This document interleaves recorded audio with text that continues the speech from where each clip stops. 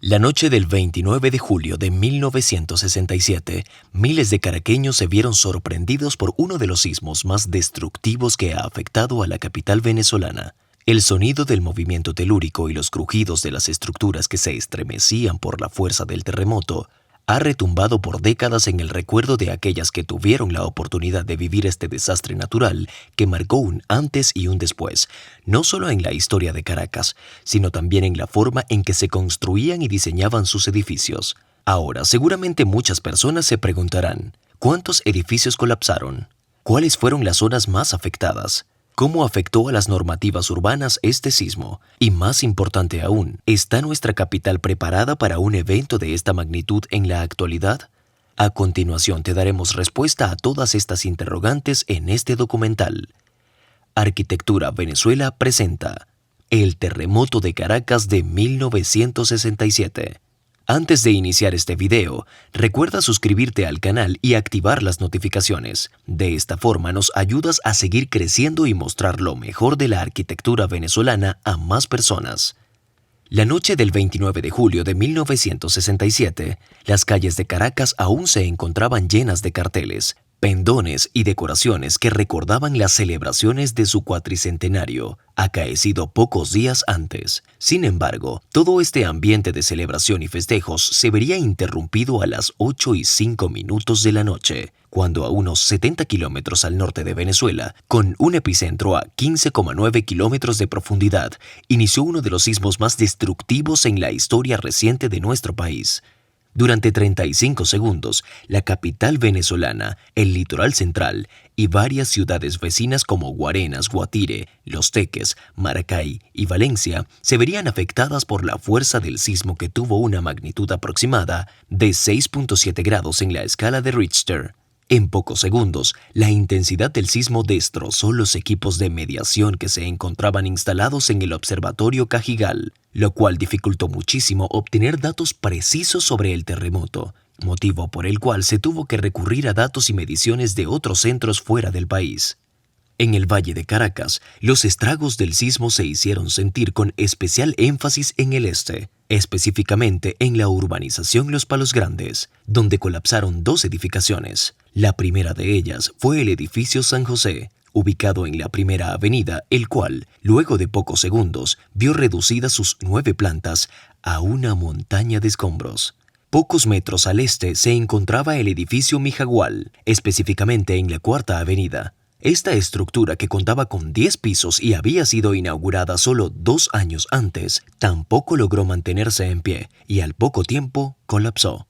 En el caso de este último, el número de víctimas mortales y heridos se disparó, pues en el penthouse se realizaba una fiesta. Como dato curioso, destaca que en dicho evento estaba previsto que asistiera Luis Herrera Campins, joven político que por contratiempos no logró llegar a la hora y esto le salvó la vida, pasando a convertirse años después en presidente de Venezuela. En la vecina urbanización Altamira, el panorama no era diferente.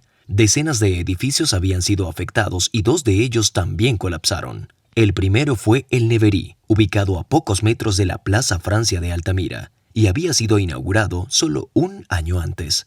Un poco más al sur se ubicaba Palace Corbin, edificio que se derrumbó parcialmente, pues el ala oeste de esta estructura se mantuvo en pie, mientras que el ala este colapsó ante la mirada atónita de los vecinos. A los edificios que colapsaron se sumaron otros como el Capri, el Blue Palace, el Roxul, el Royal Coral, el Teatro Altamira y el Mene Grande, que sufrieron daños importantes y al poco tiempo tuvieron que ser reforzados luego de que se realizaran los respectivos estudios a sus estructuras. Resalta entre estas edificaciones el caso del edificio Capri, el cual logró sobrevivir al sismo, pero su estructura quedó tan dañada que al poco tiempo tuvo que ser demolida. Tiempo después, en sus espacios se construyó la Torre Británica. Pese a lo que muchos piensan, el oeste de la ciudad no estuvo exento de los embates del terremoto, el cual se hizo sentir en miles de casas, muchas de las cuales se desplomaron o quedaron visiblemente afectadas en diferentes zonas como El Valle, La Pastora, La Vega, Antímano, Lídice y San José. También fueron numerosos los deslizamientos de tierra en zonas como el 23 de enero, y los daños visibles en estructuras como la Catedral de Caracas, que no solo perdió su cruz ubicada en lo alto de su fachada, la cual cayó en el pavimento dejando una marca en el asfalto, sino que también sufrió la destrucción de gran parte de sus vitrales. Mientras esto ocurría en la capital venezolana, la situación en el litoral del entonces departamento Vargas no era muy diferente. En las inmediaciones de la urbanización Caribe se podía observar al lujoso edificio Mansión Charaima, con sus últimos 4 pisos colapsados. La sala de máquinas y el tanque de agua de las edificaciones se desplomaron y cayeron al sur de la parcela. Los pisos 11 y 10 colapsaron colgando en forma de visera sobre la fachada del edificio, mientras que los pisos 8 y 9 se derrumbaron uno sobre otro mientras que el resto de la estructura quedó en pie. Esto fue motivo de estudio para ingenieros y especialistas en la materia durante años, a tal punto que le dedicamos un video exclusivo que puedes ver en nuestro canal. Muy cerca al Mansión Charaima se ubicaba el lujoso Hotel Makuto Sheraton, inaugurado a principios de la década de los 60, y que se convirtió en un referente turístico de la zona. Durante la noche del terremoto, huéspedes y trabajadores del hotel fueron testigos de cómo la estructura se estremeció ante los embates del sismo, causando daños considerables en sus diferentes fachadas. Sin embargo, uno de los puntos más críticos fue la mezanina del hotel, donde la fuerza del sismo ocasionó fallas por compresión e inicio de fallas por tracción en sus columnas. Todo esto obligó a la cadena Sheraton a cerrar sus puertas durante meses para realizar trabajos de reforzamiento en su estructura. En las inmediaciones de la urbanización Caribe, Caraballeda y El Palmar, fueron cientos los casos de viviendas unifamiliares y edificios vacacionales que sufrieron los embates del sismo, siendo muy famoso el caso de una vivienda que se inclinó completamente luego de sufrir los efectos de la licuefacción de suelos. Este proceso, que explicaremos brevemente, ocurre en suelos granulados, sueltos o saturados de agua, algo muy común en las zonas costeras. Cuando dichos suelos son sometidos a una fuerza exterior, como por ejemplo una carga sísmica, las arenas sueltas tienden a disminuir su volumen en ese momento, lo cual produce un aumento en la presión del agua en los poros y por tanto disminuye la tensión de corte, originando una reducción en la tensión efectiva, causando que esta vivienda perdiera el soporte de su estructura y se inclinara. En la avenida Playa, la situación no era muy diferente. Las fachadas de los edificios Bahía del Mar y Laguna Beach habían quedado sumamente afectadas. Afortunadamente, sus estructuras no tuvieron problemas y lograron resistir sin complicaciones. Con el paso del tiempo, los edificios fueron recuperados por sus propietarios y actualmente se mantienen en buenas condiciones. Pese a que el terremoto solo tuvo una duración de 35 segundos, su poder destructivo se hizo sentir incluso en ciudades no tan cercanas a la capital como Maracay, Barquisimeto y Valencia, donde la gente durmió en las calles por el pánico que generó y los daños que causó, que fueron más evidentes en casas y estructuras pequeñas. Luego del primer sismo, le siguieron varias réplicas, una específicamente a las 8:43 y que fue acompañada por otras tantas a lo largo de la noche, que los caraqueños jamás olvidarían.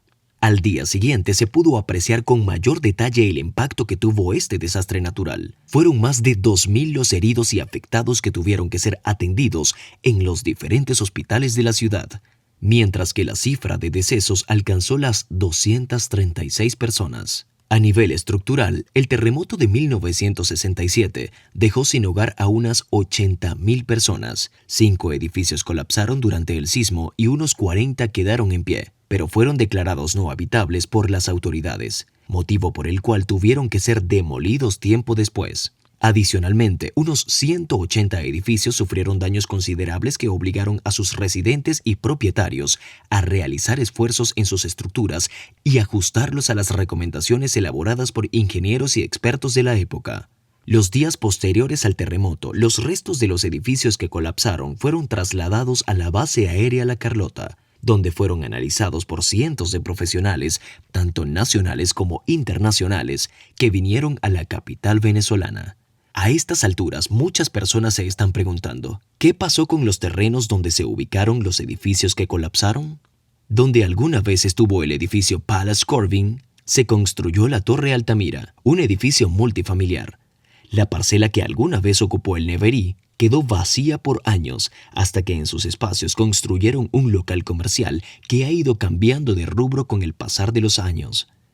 A pocos metros en la urbanización Los Palos Grandes, donde se levantó el edificio San José, se construyó un edificio con el mismo nombre. Sin embargo, esta edificación pasó años abandonada. En la Cuarta Avenida, donde se encontraba el Mijagual, se construyó otro edificio de uso residencial, el Ampagra.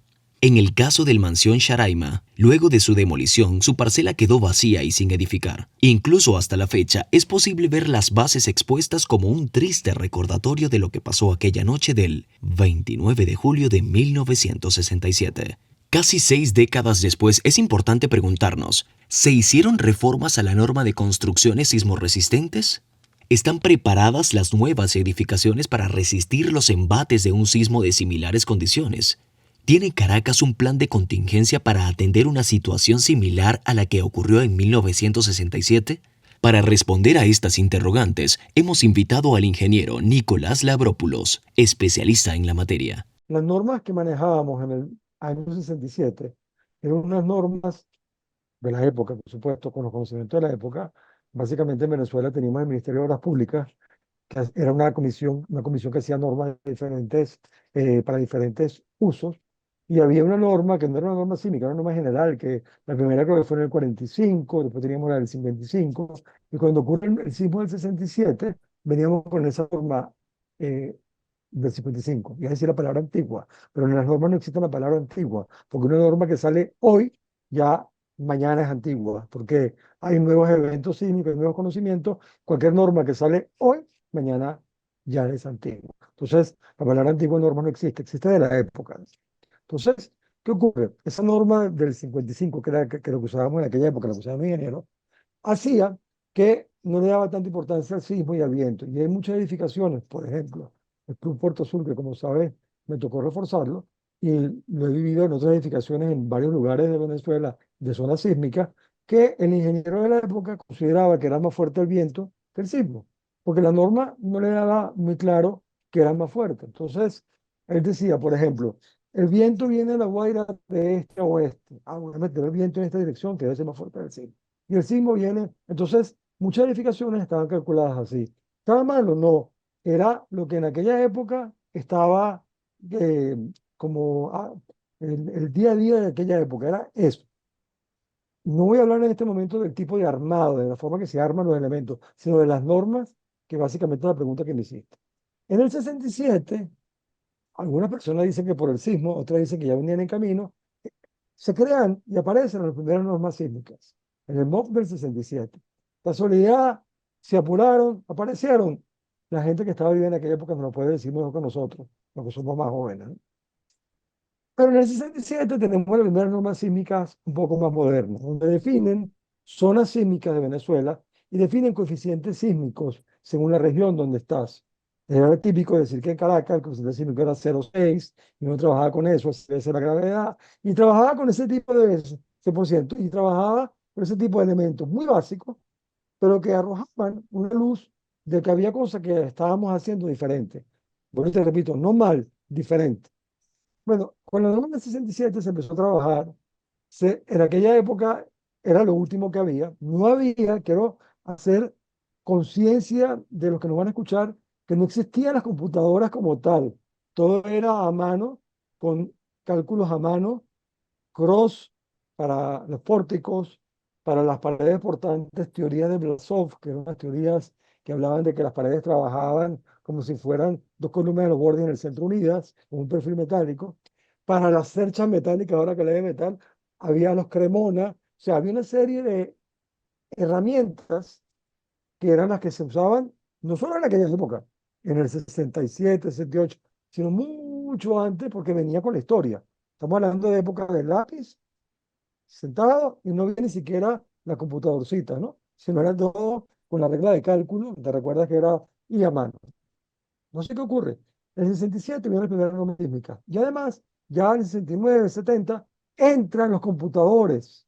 Acuérdate que en la central teníamos un gran computador, te lo he contado yo en otros momentos, donde uno llevaba un tarjetero y corría a su edificio y veía qué ocurría.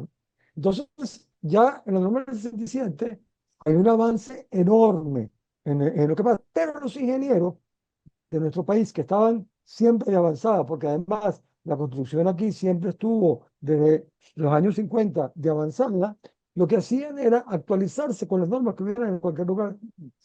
¿Y cómo cambian las normas del mundo? Cada evento sísmico no solo trae desastres y muertos, sino trae nuevo conocimiento.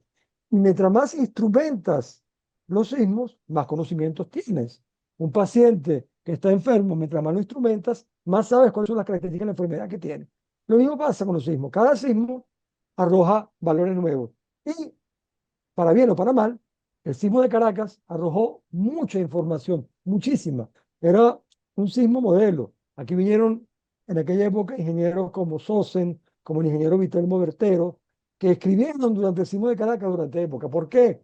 Porque había profesión, había ingeniería y se usó para hacer estudios de ese sismo. El sismo de Caracas se usó para muchos avances. La norma no se queda estancada en el 67. En el 67 sale un documento, pero los profesionales que trabajan en las estructuras siguen estudiando siempre cuáles son las normas nuevas y las actualizaciones nuevas que van existiendo en el mundo. Y aunque hay una norma del 67, si yo cumplo la norma del 67, pero estoy cumpliendo una norma nueva, sea del CAO, cualquier otro tipo de norma que haya ido saliendo, estoy actualizando la norma. Por ende, estoy usando más referencia a la actualidad. Bien, se camina con los años, pasamos de las computadoras que ya no eran los crosses solamente, sino además las computadoras ya te podían correr el edificio uno, dos, tres, cuatro veces. Y eso hacía que uno empezara a analizar la edificación, la portecada, sea de metal o de concreto, y entender algo que se llama derivas, responsabilidad. Si esto se mueve más de esto, se va a agrietar. Si esto se mueve menos, no se va a agrietar. Y empezar a dar valores de, bueno, de cuáles son los máximos, cuáles son los mínimos. En aquella época estoy hablando, porque esto ha cambiado muchísimo al día de hoy. Se sigue avanzando, las normas del mundo van cambiando. Y en Venezuela nos fuimos como que actualizando todos, pero la norma, digamos como norma, aparece justo en el año 1982, que es una norma ya mucho más moderna, donde ya se empieza a hablar de zonificaciones sísmicas, se empieza a hablar de espectros, se empieza a hablar de los terrenos. Cada terreno no es lo mismo una edificación construida en los Palos Grandes que una edificación construida, por ejemplo, en Los Naranjos o construida en San Martín. Cada terreno es diferente. Se empieza a entender que la misma edificación puede tener un comportamiento diferente en un terreno o en otro, con un tipo de fundación u otro. Eso es a partir del 82. Y además, en el 82-83 ya empiezan a venir las Apple II, se recordarán las IBM PC, las IBM XT, y ya tenemos la facilidad de empezar a correr edificaciones. Nosotros, los ingenieros, en nuestra oficina, ya somos independientes de mandar nuestros proyectos para afuera, digamos, a la Universidad Central como tarjetero, o una empresa que todavía habían quedado como remanente de CIPECA, de CCP, una serie de empresas que había Report, estoy tratando de acordar de memoria, Report, la de Fortunato Farache, que usa más IPC, estaba el ingeniero Arroyo, estaba la de Fortul. Hay una serie de empresas que todavía se dedican a prestar servicio de computación, excelente empresa, con los últimos programas, ¿no? Y ahora voy a echar una historia del SAP, que la gente sabe poco. En aquel momento entonces se empiezan a utilizar computadoras nuestras personales, como le llamaron en aquella época, y nosotros los ingenieros podemos empezar a correr nuestros edificios, nuestras edificaciones, y teniendo una norma como la del 82, que era una norma que ayudaba mucho, se prestó netamente a que empezáramos nosotros a analizar y a ver qué pasaba. La norma del 82 tuvo algo muy bueno, tuvo comentarios además. Entonces, por primera vez en la vida entendíamos de dónde venían algunas cosas, entendíamos. En el 82 se fue usando y posteriormente, en el año 89, se empieza a hablar de una nueva norma que aparece en el 2001, más moderna. No estaba en el espíritu de la norma del 82, simplemente que se avanzó un poco más en valores de derivas, en valores de que si este edificio se mueve tanto y es un hospital, no se debería mover más de 0012, pero si es una edificación de vivienda, se puede mover un poquito más. Pero si es una edificación que tiene algo en nuclear adentro, algo que no puede fallar, se debe mover mucho menos. O sea, empezamos a entender que además no solamente es el terreno, sino también el uso de esa edificación, lo que nos va a dar ciertos patrones.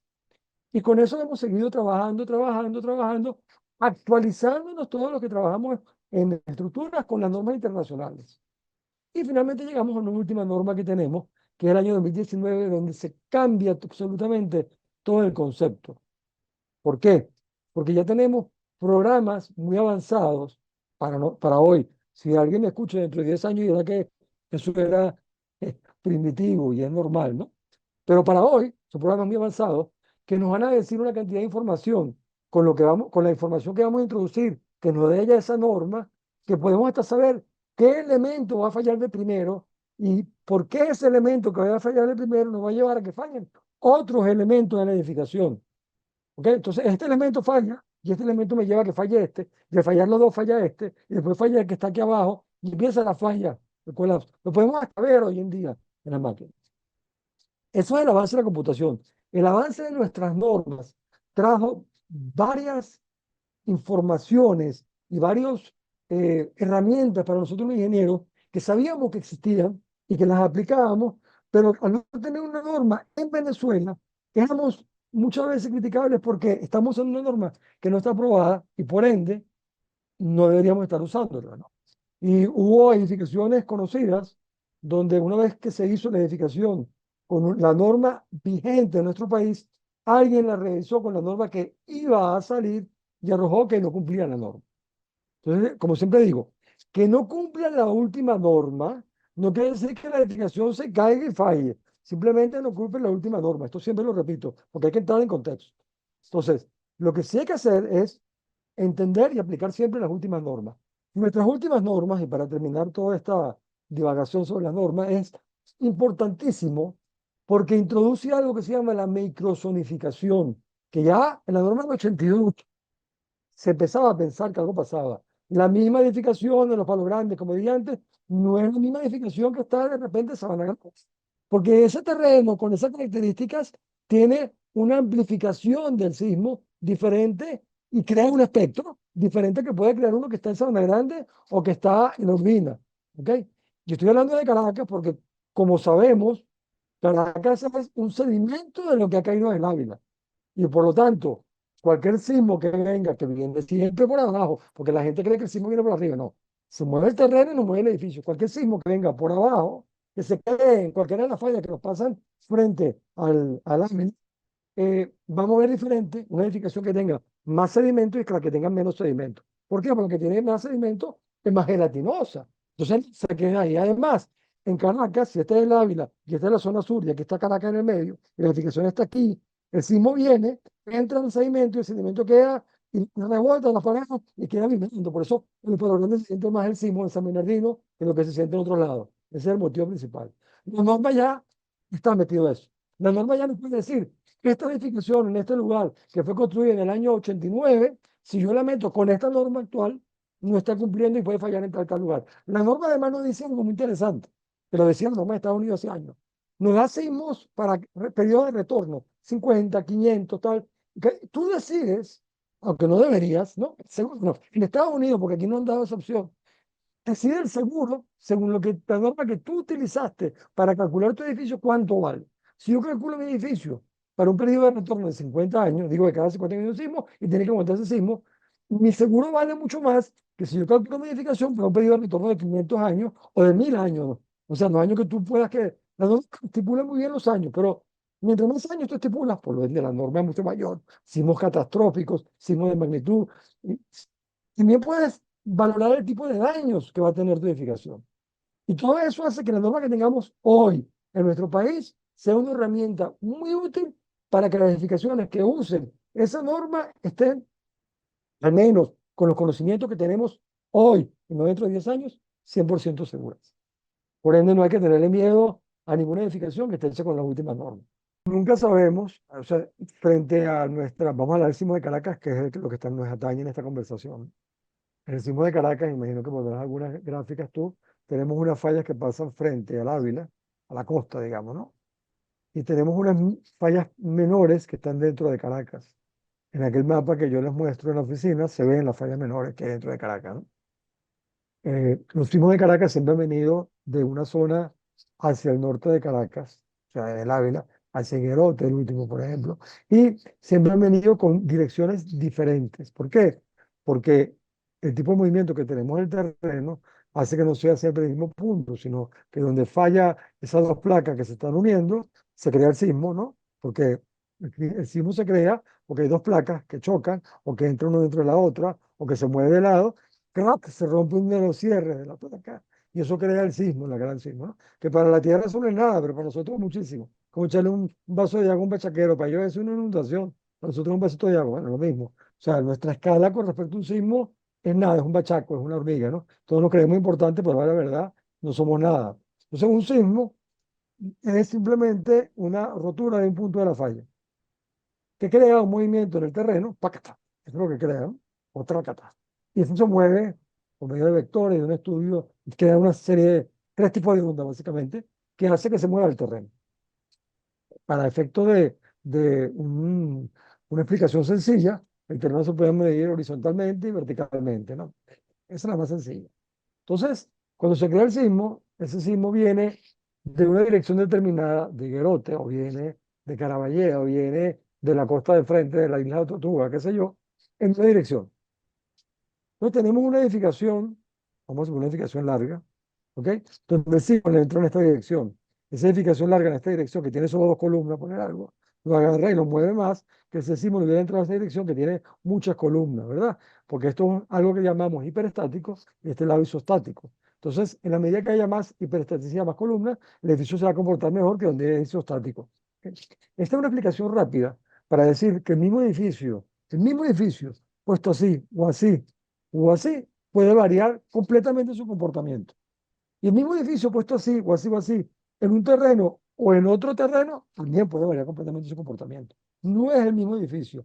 Aquella mentalidad de que vamos a hacer un colegio tipo, que lo vamos a repetir en Caracas, en Cariaco, en Ciudad Guayana, en Apure, eso no debería existir, debería existir hoy en día una edificación tipo arquitectónicamente hablando, pero estructuralmente no son iguales.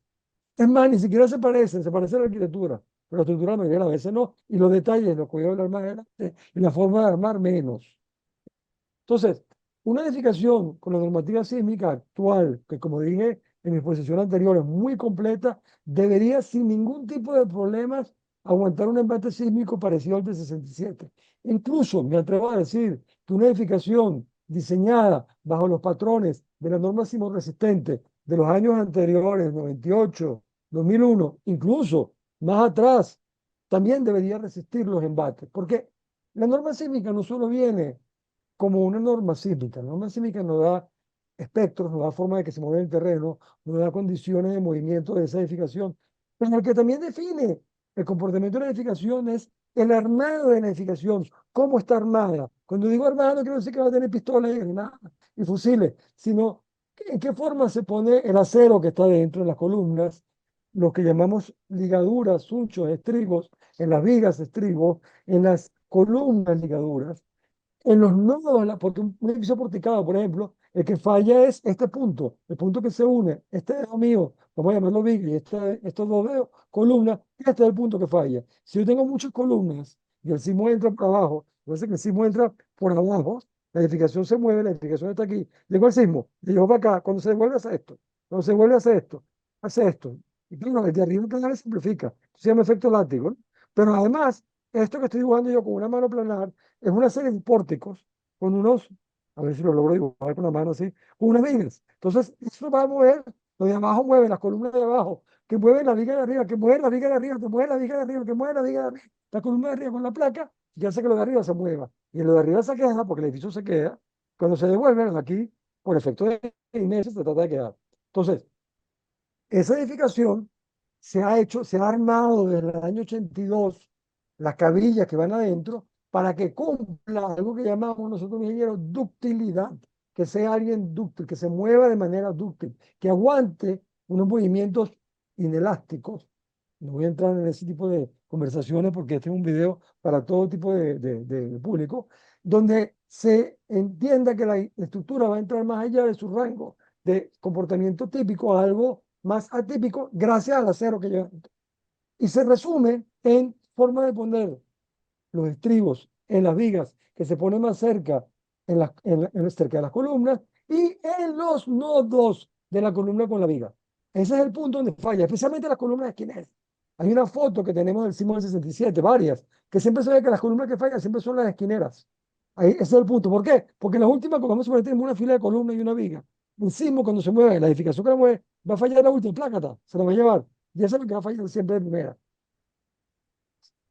Entonces, eso hace que desde el año 82 y ahorita con más razón, todos armemos los nodos bien armados, todos armemos la viga bien armada y no debería tener, salvo condiciones muy marginales de algo incumplido, una falla en un edificio. Y las normas obligan desde hace muchos años que la columna debe ser fuerte y la viga puede ser débil. Eso dice, va a fallar la viga antes de la columna. Y como dije antes, nuestros programas hoy en día nos dicen inclusive cuál viga va a fallar primero y cuál columna, según el espectro que nosotros pongamos, va a fallar primero, según la norma y el espectro que tenemos. Por ende, mi respuesta final es sí. Una edificación que está diseñada con las últimas normativas, y me atrevo a decir las anteriores deberían resistir sin problema un sismo de características semejantes del año 67, el cual es muy difícil que se repita. Los sismos nunca son iguales. La gente dice, no vale, sí, difícil cumplir el sismo del 67, sí, sí. Yo también me tomé, qué sé yo, 2 pastillas y no me morí, pero no tiene nada que ver. Cada personaje es diferente, cada persona es diferente, cada sismo es diferente. Los sismos no son panas entre ellos, ¿no saben? Cuando falló en un punto aquí, de repente el siguiente que va a fallar está más acá. Y la componente que va a traer va a ser diferente. Y la forma de las ondas que va a traer va a ser diferente. Sabemos que va a haber un sismo. La característica, la dirección del sismo y el tipo de ondas que nos van a traer, sabemos más o menos. La profundidad del sismo tampoco la conocemos. Hace poco tembló, todo el mundo decía, un temblor de 7 grados. Pero fue muy profundo, nadie lo sintió. Salvo que te lo dijera.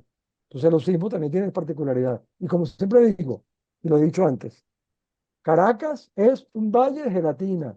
Mientras más estés en el centro de la gelatina, más vas a moverte, más vas a bailar, por razones obvias. La gelatina, mientras más alta es, más se mueve. Mientras menos alta es, menos se mueve. Entonces, el sismo que viene del terreno va a mover ese terreno que queda viviendo el edificio más que el otro. Ojo con los últimos pisos de los edificios siempre. Ojo con los penthouse metálicos del edificio, porque esos son los que más se van a mover y esos son los que mejor deberían estar unidos y diseñados. Nuestros organismos oficiales de hace muchos años, FUNVISIS, Defensa Civil, eh, y todos los organismos oficiales, siempre han estado muy preocupados de la seguridad de los habitantes de nuestro país y es algo común. Y siempre han tratado y siguen haciéndolo permanentemente, lo que llaman ellos creo que lo llaman cátedra sísmica. Tiene una palabra que usan ellos muy buena, va para los colegios, le enseñan a los niños qué hacer. Eh, Pero por supuesto, toda educación que se le dé a la población, siempre hace falta más educación. No en nuestro país, en todos los países. Por ende, nunca está de más educación. ¿Está nuestra población lista para un sismo parecido? El problema no es tanto la población, sino, como siempre digo, nuestros barrios carecen de vías sencillas para entrar en una emergencia de unas viviendas informales que puedan fallar. Entonces, ¿dónde va a haber nuestra mayoría de personas con problemas en el momento de un sismo? En nuestro barrio, en donde hay viviendas informales que han sido ampliadas de manera irregular, donde unos obreros y un maestro de obra hizo una primera vivienda informal de un piso, con una columna de 30 por 30, una viga de 30 por 30, 4 cabillas de media, pidió un consejo donde trabajaban a alguien, pero posteriormente se agregó un piso más sin ningún tipo de estructura sismorresistente, o sea, columna, viga. Se agregó un piso más y se agregó un piso más. Y a veces tenemos viviendas informales de un piso que ahora tienen arriba 5 y 4. No se han reforzado fundaciones. Algunas personas que saben que hay que reforzar tratan de meter los perfiles metálicos, pero esas edificaciones obviamente no cumplen ninguna de las eh, normas sismorresistentes que manejamos día a día. ¿Por qué no las cumplen? Porque no lo saben, porque hay una desinformación, porque la pobre gente se gasta bastante plata para hacer su vivienda informal y para vivir en esas zonas. Han hecho muchos sacrificios de familia, sacrificios de todo tipo para poder vivir donde viven. Entonces, yo siempre digo que lo que hay que hacer es no tanto cómo voy a salir corriendo que hay un sismo, sino educar a la población de viviendas informales en cómo construir. Y bajo esa óptica, en las universidades, hemos hecho estudios completos para repartir inclusive a los interesados folletos de cómo construir. Nuevamente, ¿llega a todos? Por supuesto no. Llegará estos pequeños folletos que te voy a hacer llegar uno dentro de poco, que hemos hecho en la universidad, llegarán al 1%. Y cuando digo universidades, digo Central, digo Simón Bolívar, digo Metropolitana, de repente la Bolivariana también lo tiene, no lo sé. Pero en las universidades hay todo un trabajo de educar a la población para hacer unas indicaciones en un momento un sismo mejor. La población está educada. A los que le ha llegado la información, sí está educada. La población que puede hacer en el momento de un sismo. Bueno, hay campañas enormes siempre y cada vez deberíamos hacerlas más largas, porque cuando pasa un sismo está más cerca el siguiente. Nuestro sismo de Caracas tiene una repetición entre 50, 60, 67, 70 años la repetición. Nuestro último gran sismo fue el 67. Cada vez que hay un temblor pequeño, un sismo pequeño, en Caracas o en la zona aledaña, yo lo agradezco, porque en la medida que se libere ese cierre que se rompe, esa energía, el siguiente será menor, no será mayor. El problema es cuando pasan muchos años que uno está tranquilo en su casa y dice, ah, aquí no tiembla. Ese es el peor momento. Cuando cada vez sentimos algo, eso es bueno, porque se va liberando energía. Es como el que tiene rabia, ¿no? Que la contiene, el día que revienta, revienta y destroza todo. Pero el que va todos los días diciendo, "Ay, eso no me gusta, aquí no me gusta". Pues entonces cuando ya va a reventar, ya todo el mundo espera lo que pase. ¿Está preparada la población para un sismo igual del 67? Los, los organismos oficiales tratan, tratan y tratan. Las universidades, las instituciones las tratan. La academia trata, pero siempre será insuficiente. Siempre. No hay una forma de que sea suficiente la educación. Nunca. Las poblaciones nuevas siempre son mayores. Las poblaciones jóvenes en nuestros países, donde gente joven cada vez es mayor, cada vez hay menos personas que han pasado un sismo real. Yo pasé el sismo con 7 años. Yo lo digo. Yo recuerdo el sismo, pero de manera fuertísima. Y todos los que tienen más de entre 60 y 70, aunque tengan 3, 4, 5, 6 años, se recordarán, sin hablar de la gente que perdió familiares en aquel momento, que fueron más de lo que la gente cree, porque la gente habla de Charaima, habla de 5 o 6 edificios, pero es que hubo muchísima más gente que murió en esos sismos que no lo tomaron en cuenta en los barrios, que se caían las paredes, las tapias, se caían los techos. Pero estas no entran en el rango de lo popular, porque simplemente están en zonas no, de no que murieron muchos, sino eran pocos. Ahora, nuestro barrio en el 67 no tiene nada que ver con los barrios de hoy. Hay que recordarlo siempre. En los 70 tuvimos proliferación fuertísima de barrios y de viviendas informales. Cuando tú subías a la Simón Bolívar, tú te encontrabas unas viviendas informales de un solo piso que hoy tienen cinco. Cuando tú pasabas por Petare, te encontrabas viviendas informales de un piso que ahora tienen cinco y seis. Cuando subías de La Guaira, te encontrabas viviendas informales de uno y dos pisos que ahora tienen siete. No cumplen los máximos resistentes. Primero porque no las conocen, nadie se las ha dicho. Los obreros que trabajan allá o los ayudados sabían, pero hacían lo mínimo que podían saber. No pueden cumplir todas las normas que cumple una edificación nueva, qué sé yo, en Los Ruices, en San Grande, en San Bernardino. Tenemos una serie en Caracas de misiones de viviendas nuevas, enormes. Creo que la mayoría deben estar cumpliendo normas sismorresistentes, porque fueron hechos profesionales que aplicaron normas sismorresistentes. Por ende, desde ese punto de vista, no deberían tener ningún problema. Ahí tenemos un gran cúmulo de población viviendo en edificaciones de visión vivienda. Tengo la impresión de que todas cumplen de una manera u otra las normativas sísmicas vigentes, por lo tanto no debería haber problema. Estamos hablando de viviendas informales en los barrios que han crecido y que crecen más cada vez. Y, lo repito, van a haber dos tipos de personas, por eso las edificaciones que se caigan. ¿Cuáles? Nunca vamos a saber. ¿Ok? Porque puede ser que la edificación que menos pensemos caiga, porque encima la agarró de mal. Es como si te agarrara a ti y yo y te empujara un mal día que no estás en te tumbo. ¿Ok? O tiene una pata medio mala. O hay corrosión, por ejemplo, en La Guaira. La corrosión es algo muy importante. La gente dice, no, voy a reforzar una edificación. Pero resulta que vino deslave, está llena de corrosión. Cuando llega el momento del sismo, la corrosión, pum, pum, acuérdate que la corrosión lo que hace es explotar, está por dentro, no la ves, es un cáncer. Y en el sismo el que te la acusa, empieza a explotar el edificio por todo el mundo. Y no hay refuerzo que valga, la edificación se va a venir abajo. Y no hay que dar refuerzo para abajo solito. La edificación va a estar abajo. Entonces, hay problemas como corrosión. Hay problemas de pejados por miles de lugares. Porque cuando yo digo viviendas informales, yo no estoy hablando de las viviendas informales de nuestros amigos que están en los barrios. Yo no estoy hablando de las viviendas informales que hay en cualquier, afuera de la ciudad. Estoy hablando de un penthouse en Valle Arriba o un penthouse de repente en el Palo Grande. Es una vivienda informal, nos guste o no nos guste. O es una vivienda hecha con una presión metálica con 4 pernos. Y como expliqué 1000 veces, pasa esto. Y esos son los primeros que van a sufrir las viviendas, como vuelvo a decir por tercera o cuarta vez en nuestro barrio, donde necesitamos no un plan de emergencia, sino un plan de contingencia. Que se, lo vuelvo a decir 1000 veces, que Fundis trata y trata, Defensa Civil trata y trata, pero no se puede controlar el crecimiento de nuestros barrios, que siempre son mayores a los que uno piensa por miles de motivos. En Venezuela, en Latinoamérica y en Europa, la gente cree que no pasa. Lo que pasa es que yo siempre hago esta historia y con esto quiero no marearlo más.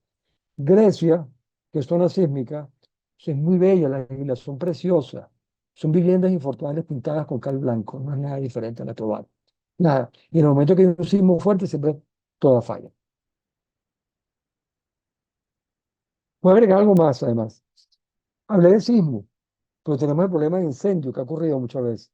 Cuando hay incendios, se explotó una bombona de gas en una casa informal o un edificio. Y ese incendio hizo que se incendiara el de al lado, y el de al lado, y el de al lado. No hay cómo llegar a un camión de bomberos. No existe, existe. Había planes hace años atrás de hacer en los barrios autopistas, o autopistas no, esto es mentira, calles, que fueran por encima del mismo barrio, como hay en Brasilia y en Río de Janeiro. ¿Para qué? Para que podamos pasar camiones de bomberos, camiones. El Parque del Este tiene una calle de un ancho. Sabana Grande tiene una calle de un ancho. ¿Por qué? Porque pensaron que por ahí tienen que pasar camiones de bomberos de policía y en planes de contingencia. Nunca nos olvidemos que en Lisboa, que es Europa, no hace tantos años hubo un incendio que se llevó la mitad de Lisboa porque, aunque había la vía de servicio, tenían los adoquines para que la gente pasara y lo podían pasar. ¿Ok? Entonces, nuestros barrios necesitan educación, sí, pero también las viviendas que no están en los barrios. Nuestras instituciones, nuestros organismos no paran de dar educación en los colegios, de dar educación, pero siempre va a ser necesaria más. Nunca es una educación, nunca sobra, siempre falta. Luego de escuchar las respuestas del ingeniero Labrópulos, le preguntamos a nuestros suscriptores, ¿estuviste presente la noche del 29 de julio de 1967? ¿Consideras que nuestras ciudades están preparadas para hacer frente a una situación similar? Déjanos tus respuestas en la caja de comentarios. Recuerda suscribirte y compartir este video. De esa forma nos ayudas a seguir creciendo y poder llegar a más personas. Guión: arquitecto Ricardo Casillo. Diseño y animación: Ángel Márquez. Corrección de textos: Eduardo Serrano. Agradecimientos: ingeniero Nicolás Labrópulos. Locución: Nelson Zambrano.